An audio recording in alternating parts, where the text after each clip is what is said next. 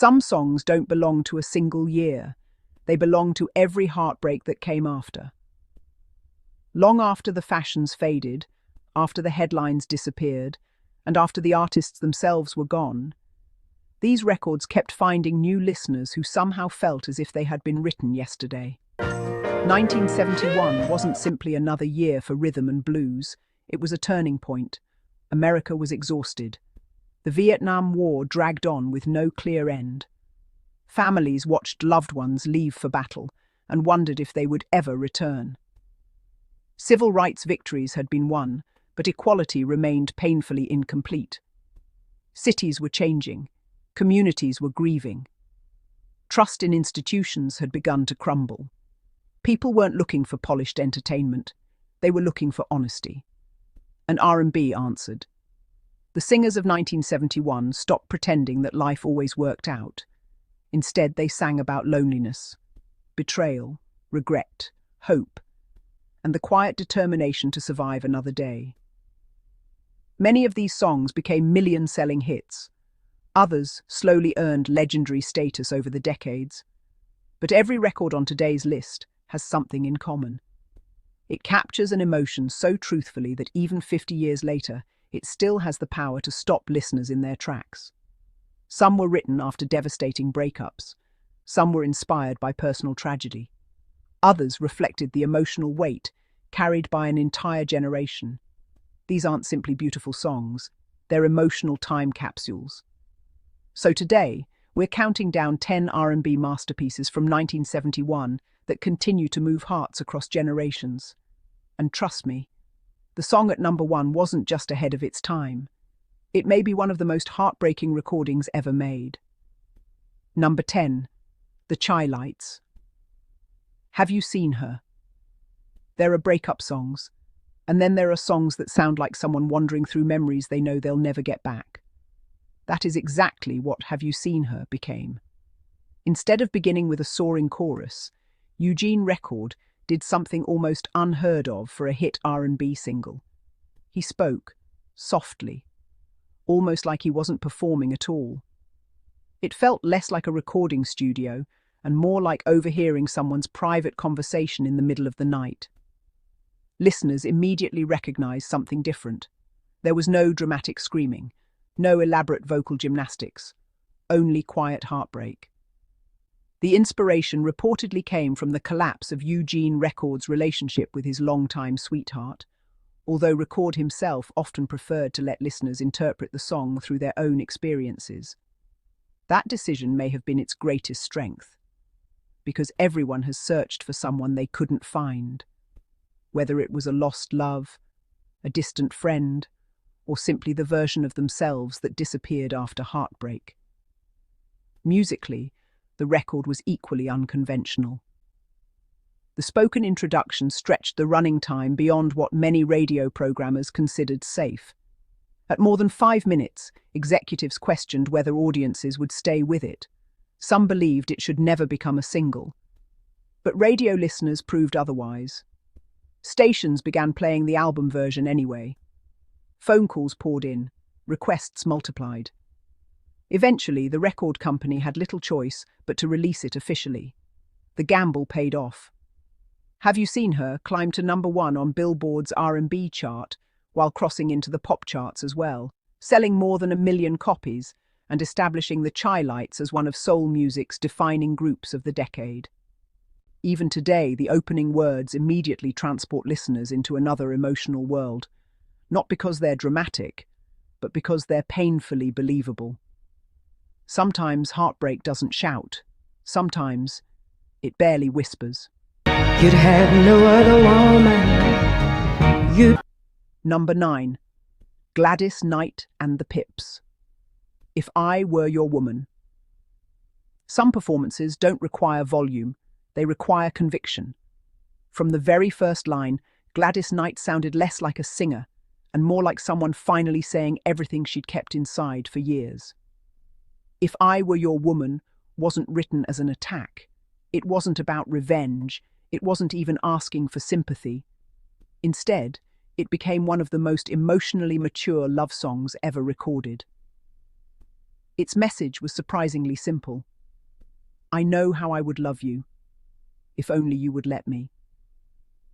For many women in 1971, those words felt revolutionary. Popular love songs often portrayed women waiting quietly for romance to happen. This song was different. It spoke from a place of strength. It acknowledged disappointment without surrendering dignity. Behind the scenes, the song nearly found another voice. Motown's legendary songwriting team had considered several artists before Gladys Knight ultimately recorded it. Looking back now, it's difficult to imagine anyone else delivering those lyrics with such emotional precision. Producer Norman Whitfield understood that the arrangement needed room to breathe. Rather than overwhelming the listener with orchestration, he allowed Gladys's voice to remain the emotional center of every verse. Every pause, every breath, every subtle crack in her delivery became part of the storytelling. Commercially, the song became one of the biggest successes of Gladys Knight's career, reaching #1 on the R&B chart while earning Grammy recognition and later inspiring countless covers by artists from Alicia Keys to Whitney Houston in live performances. Yet statistics only tell part of the story. The true achievement of If I Were Your Woman lies in how naturally it captured emotional restraint. Instead of begging, instead of blaming, it simply revealed what unconditional love sounded like when it wasn't returned. That quiet confidence still resonates decades later. Because real heartbreak often arrives without shouting. Sometimes it arrives with grace. My window, I watch her as she passes. Number 8. The Temptations. Just My Imagination, Running Away With Me. Every legendary group has one final chapter before everything changes, for the Temptations. This was that chapter. By early 1971, tensions inside the group had reached dangerous levels. Years of constant touring, creative disagreements, and personal struggles had quietly begun pulling the legendary vocal group apart. Lead singer Eddie Kendricks had already decided he would soon leave. Few fans knew it. But while America was falling in love with Just My Imagination, history was quietly saying goodbye to one of the greatest voices in soul music. Ironically, the song itself couldn't have been gentler. Instead of political commentary or social unrest, which had recently become a hallmark of the Temptations under producer Norman Whitfield, it returned to romance. Or rather, fantasy. The narrator dreams about a perfect woman, a perfect future, a perfect family, only for listeners to discover that none of it is real. Everything exists inside his imagination. That emotional twist transformed what might have been an ordinary love song into something far deeper. Because nearly everyone has imagined a life that never happened, a relationship that never began, a conversation never spoken, a future that vanished before it could exist. Eddie Kendricks's delicate falsetto made those dreams feel almost tangible. His voice floated above the lush orchestration with remarkable tenderness, creating one of Motown's most unforgettable recordings. The single quickly reached #1 on both the Billboard Hot 100 and the R&B chart, becoming one of the group's biggest crossover successes. Yet its triumph also marked an ending. Soon after its release, Kendricks officially departed to begin a successful solo career. Looking back today, many fans hear something haunting beneath the beauty, not because the lyrics are tragic, but because the recording unknowingly captured the final moments of one of soul music's greatest classic lineups. Sometimes, the most emotional songs aren't only about the stories they tell, they're about the moments they accidentally preserve.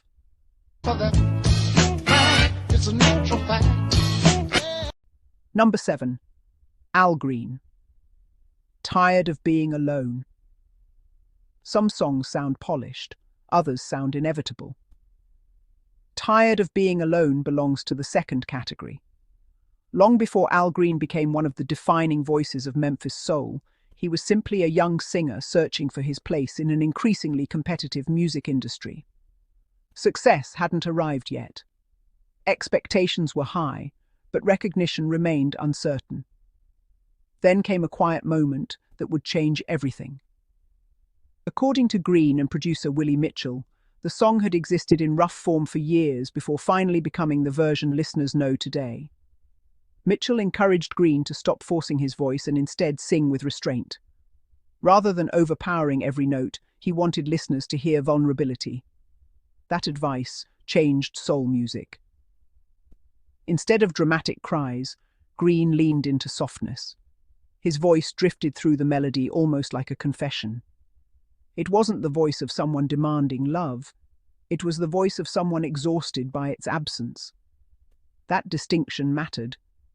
In many love songs, loneliness feels temporary.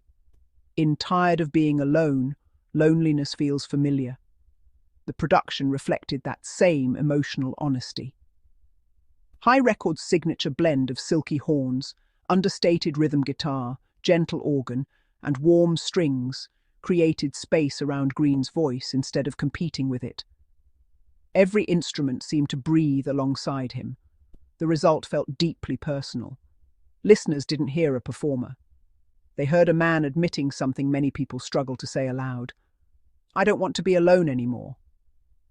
When the single was released in 1971, audiences immediately connected with its emotional sincerity.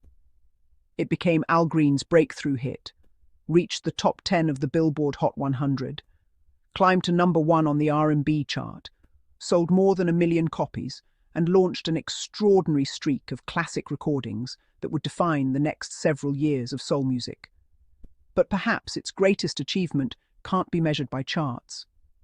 Decades later, singers from every generation continue studying Green's phrasing. Notice how he rarely rushes. Notice how silence becomes part of the performance. Notice how even the smallest whisper carries enormous emotional weight. That's because Green understood something timeless. Sometimes pain doesn't need to be louder. It only needs to be honest. She's gone. Number 6. Bill Withers. Ain't No Sunshine. Not every legend begins in a recording studio. Bill Withers' story began at work. Before millions of people knew his voice, he spent his days assembling components for Boeing aircraft while writing songs after work. Unlike many stars of the era, he wasn't a teenage sensation chasing fame. He entered the music business in his 30s, older, wiser, and carrying enough life experience to recognize that heartbreak rarely arrives in dramatic fashion. Most of the time, it simply leaves an empty chair. The inspiration behind Ain't No Sunshine reportedly came after Withers watched the 1962 film Days of Wine and Roses, a story about two people trapped in a destructive relationship. What fascinated him wasn't just addiction, it was emotional dependence. Why do people miss someone who repeatedly hurts them? Why does absence sometimes feel stronger than memory?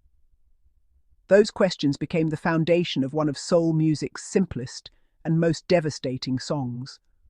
Ironically, one of its most unforgettable moments happened almost by accident. During the recording session, Withers hadn't finished writing part of the bridge. Instead of stopping, he repeatedly sang the words, I know, again, and again, and again, 26 times. He assumed he'd replace them later. Producer Booker T. Jones disagreed. The repetition wasn't unfinished. It was perfect. Because anyone who's experienced heartbreak understands that grief often repeats itself. You don't always find new words. Sometimes your mind simply circles the same thoughts until they become impossible to escape. Released as the B-side of another single, Ain't No Sunshine gradually caught the attention of radio DJs who preferred it over the intended A-side. Listeners agreed. The song climbed to number 3 on the Billboard Hot 100, won the Grammy Award for Best R&B Song, and transformed Bill Withers from factory worker into one of America's most respected singer-songwriters. Yet despite all its success, the recording never lost its intimacy. Even today it feels astonishingly close. As if Bill Withers isn't singing to an audience, he's quietly thinking out loud. And somehow, the whole world understands.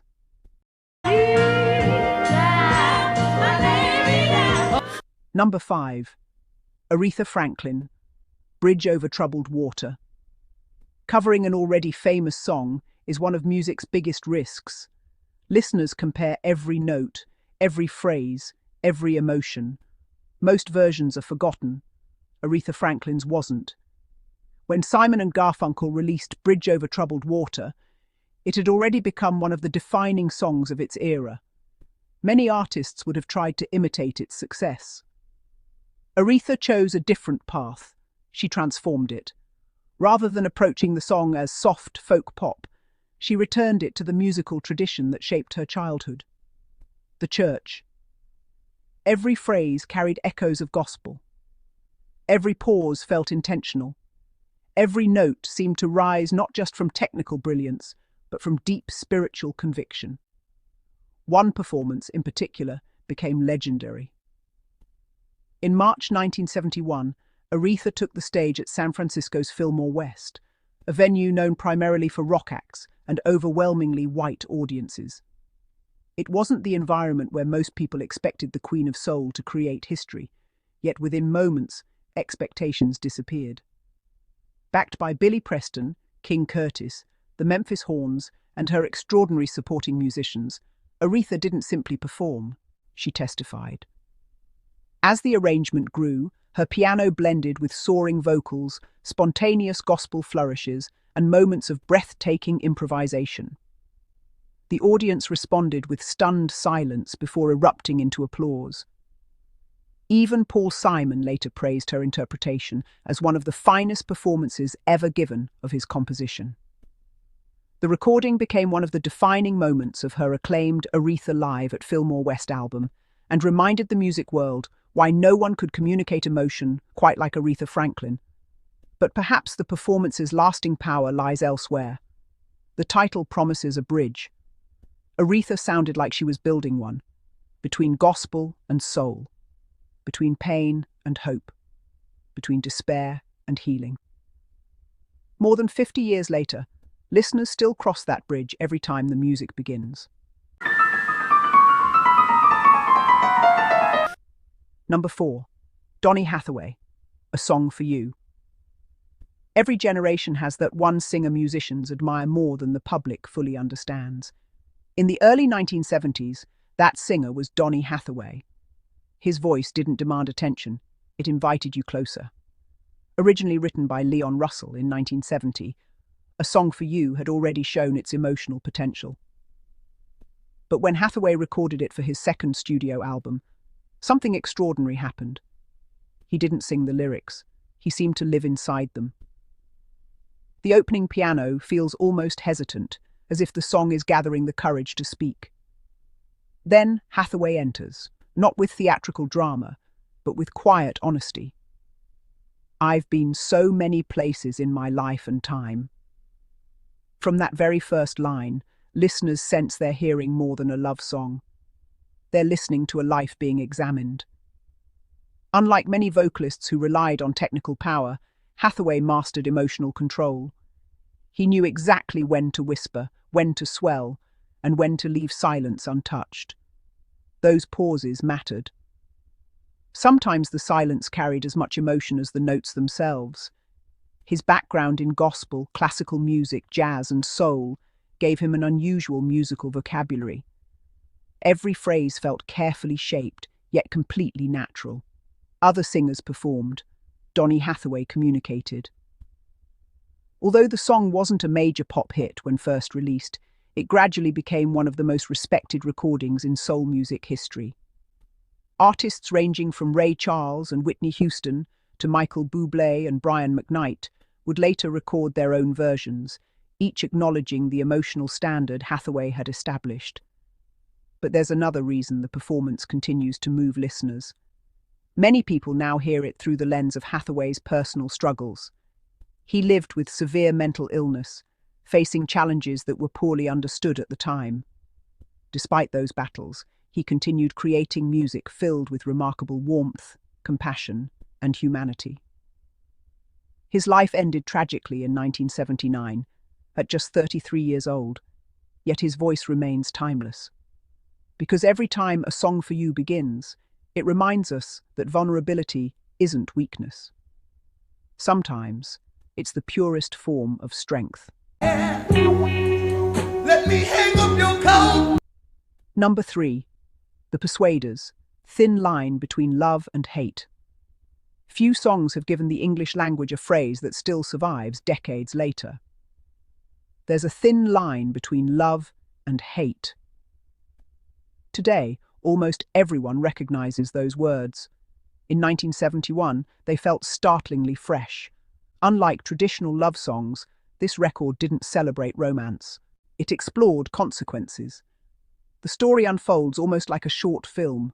A man enjoys the attention of a devoted woman, but takes her loyalty for granted.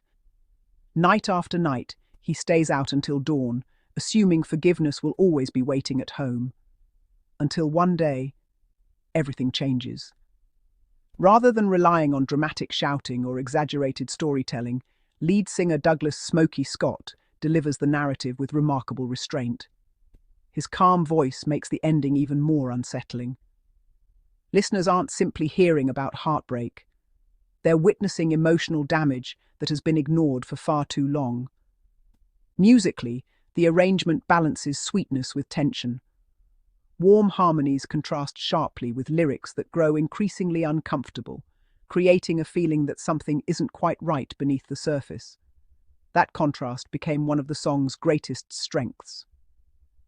Released as the group's debut single for Atlantic Records, Thin Line Between Love and Hate quickly climbed to number 1 on the Billboard R&B chart and crossed into the pop charts, earning gold certification and introducing the Persuaders to a national audience. Its cultural impact reached far beyond chart success. The title became part of everyday conversation, quoted in films, television, newspapers, and countless later songs. Artists including Annie Lennox, The Pretenders, and H-Town would eventually revisit the classic, proving that its message remained relevant across generations. Because while fashions change, human relationships rarely do. Respect neglected, trust broken, love misunderstood. Those experiences remain timeless, and this song captured them with remarkable honesty. You just love to burn. You know the type. Hey!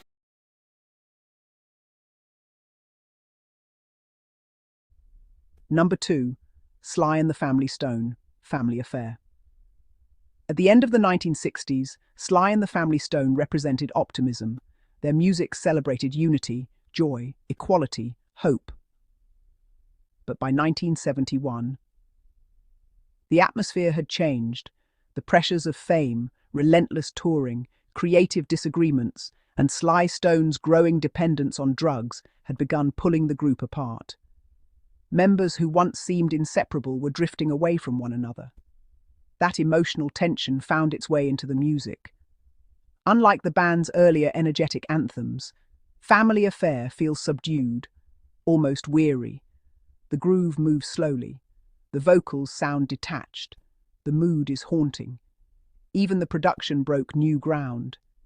Instead of relying on a traditional drummer, the recording featured one of the earliest uses of a drum machine on a number 1 hit, giving the song a hypnotic pulse unlike anything dominating radio at the time. The mechanical rhythm perfectly matched the emotional distance inside the lyrics. Because family disagreements rarely explode all at once. More often, they slowly wear people down. The song reflects that quiet exhaustion. Its message isn't about choosing heroes or villains.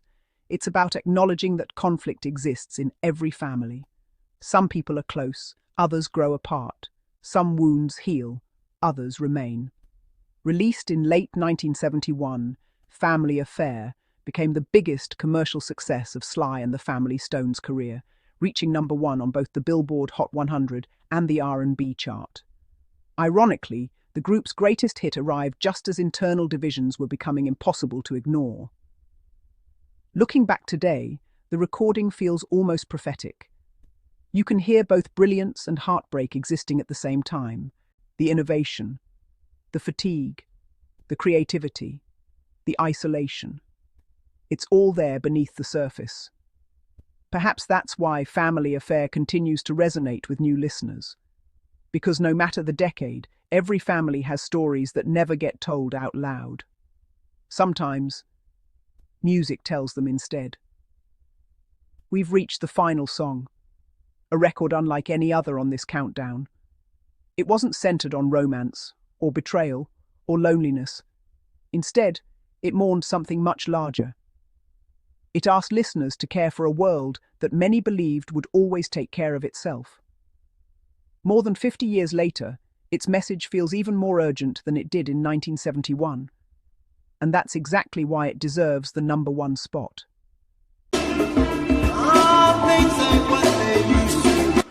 Number 1. Marvin Gaye, Mercy, Mercy Me, The Ecology. Some songs become classics because they capture a single moment. Others become classics because every passing decade proves they were right. Mercy, Mercy Me, The Ecology, belongs to the second category. Today, conversations about climate change, pollution, disappearing wildlife, and environmental protection happen every day. But in 1971, very few mainstream artists were talking about those issues. Marvin Gaye was. And that alone made the song extraordinary. Yet the story behind it is just as remarkable. By the beginning of the 1970s, Marvin Gaye had reached a crossroads. He was already one of Motown's biggest stars, known for romantic hits and polished performances. But privately, he was wrestling with questions that couldn't be answered through another love song. America was changing. The Vietnam War continued to claim lives. Communities were struggling with poverty and inequality. Political tension filled the air, and the environment itself seemed to be crying out for help. These realities profoundly affected Marvin. Friends later recalled that he had become increasingly reflective, asking difficult questions about society, faith, and humanity's future. Those thoughts eventually became the groundbreaking album, What's Going On? An album many executives initially believed would fail. Motown founder Berry Gordy reportedly worried that the socially conscious direction was too political and too different from the label's established sound. Marvin refused to compromise. He was willing to risk everything, and that decision changed music forever. Mercy, Mercy Me became the album's emotional centerpiece. Unlike protest songs built on anger, Marvin chose something much more powerful: sadness. Listen carefully to the opening moments, the gentle piano, the warm strings, the soft percussion. Then Marvin's unmistakable voice enters, not accusing, not shouting, simply grieving. Mercy, mercy me. It's less a lyric than a prayer. Throughout the song, he quietly asks what has happened to blue skies once filled with clean air. He wonders about poisoned winds, polluted oceans, overcrowded cities, and wildlife disappearing from the earth. For listeners in 1971, these images felt unusually vivid. The first Earth Day had taken place only a year earlier in 1970, bringing environmental issues into the national conversation. Yet very few soul artists had addressed them so directly. Marvin wasn't following a trend. He was helping create one. Musically, the recording is equally remarkable. Producer arrangements wrapped Marvin's voice in rich orchestration while leaving enough space for emotion to breathe. The elegant string arrangement adds beauty without becoming overwhelming. And then comes one of the song's defining moments, the unforgettable saxophone performance. Played by Wild Bill Moore, the instrument doesn't interrupt the song. It mourns alongside it. Each phrase feels like another sigh from a planet growing tired. That combination of sophisticated musicianship and heartfelt storytelling made the recording unlike anything else on radio. Audiences responded immediately. Released as the second single from What's Going On, Mercy Mercy Me climbed to number 1 on Billboard's R&B chart while reaching the top 5 of the Billboard Hot 100. It became one of Marvin Gaye's signature recordings and helped establish the album as one of the greatest achievements in American popular music. Over the decades, countless artists, from Michael McDonald and Robert Palmer to modern R&B performers, have paid tribute to the song, introducing its message to new generations. Yet perhaps the most astonishing part isn't its commercial success, it's how relevant it has become. More than 50 years after its release, The questions Marvin asked remain painfully familiar. Pollution, extreme weather, disappearing forests, threatened wildlife, clean water, clean air. The headlines changed, the concerns didn't. That is the mark of timeless songwriting, a song that grows more meaningful instead of less. And that's why Mercy, Mercy Me, The Ecology, stands not only as one of the greatest R&B songs of 1971, but as one of the most emotionally profound recordings ever made. Because Marvin Gaye understood something many artists never do. The deepest heartbreak isn't always personal. Sometimes, it's watching the world you love slowly change before your eyes. Looking back, it's remarkable how much emotional ground these 10 songs covered. Some explored the loneliness of waiting for love. Others confronted betrayal, fractured families, impossible dreams, and quiet resignation. Together they reveal why 1971 remains one of the greatest years in the history of rhythm and blues. These artists weren't chasing trends. They weren't creating songs designed for a few weeks on the charts. They were documenting real human experiences. And that's exactly why their music continues to resonate with listeners who weren't even born when these records first played on the radio. Technology has changed, recording studios have changed, the music industry has changed, but the emotions inside these songs remain exactly the same. Love, hope, regret, forgiveness, loss. They're timeless because they're human. Maybe that's the true magic of soul music. It reminds us that while generations come and go, the heart still speaks the same language. So now we'd love to hear from you. Which of these songs still moves you the most? Was there a classic from 1971 that deserved a place on this list? Share your thoughts in the comments below. We read every one of them, and your suggestions often inspire future videos. If you enjoyed this journey through one of the greatest years in soul music history, don't forget to like this video, subscribe to the channel, and turn on notifications so you never miss another deep dive into the timeless songs and unforgettable stories that shaped music forever. Until next time, keep listening, keep discovering, and never underestimate the power of a truly great song to tell the story of an entire generation.